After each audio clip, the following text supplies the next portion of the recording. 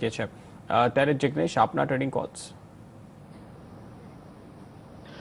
જી Pradeep, overall market હજી પણ comfortable buying zone માટે નથી, એટલે મારા માટે બંને ટ્રેડિંગ કોલ સેલના છે।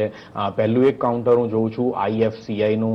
આઈએફસીઆઈનું કાઉન્ટર છેલ્લા ઘણા સમયથી એક કન્સોલિડેશન કરી રહ્યું હતું, પરંતુ રિસન્ટલી છેલ્લા ઘણા સમયથી પોતાની આ રેન્જને નીચેની તરફ તોડી રહેલું દેખાય છે।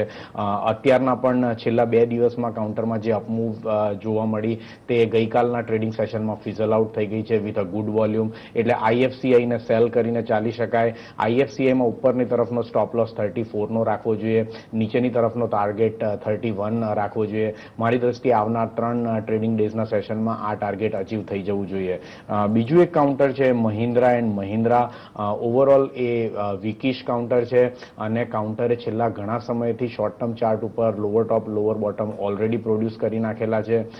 અત્યારના પણ કાઉન્ટર છેલ્લા 10 દિવસની ટ્રેડિંગ રેન્જ કર્યા પછી ગુડ વોલ્યુમથી નીચેની તરફ તોડી રહ્યું છે, એટલે મહિન્દ્રા એન્ડ મહિન્દ્રાને પણ સેલ કરી શકાય। નીચે ઉપરની તરફનો સ્ટોપ લોસ 1211 1211 રાખવો જોઈએ અને ટાર્ગેટ 1134 નીચેની તરફ આવનાર 3 ટ્રેડિંગ ડેઝમાં મળી જાય તેવી આશાઓ છે।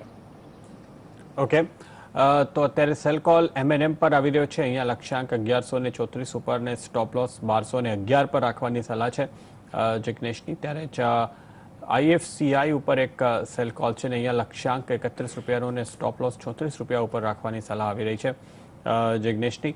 તો આ સ્ટોક્સ ઉપર આપણે ટ્રેડિંગ સ્ટ્રેટેજી આજના દિવસે અત્યાર સુધી જે મળી રહી છે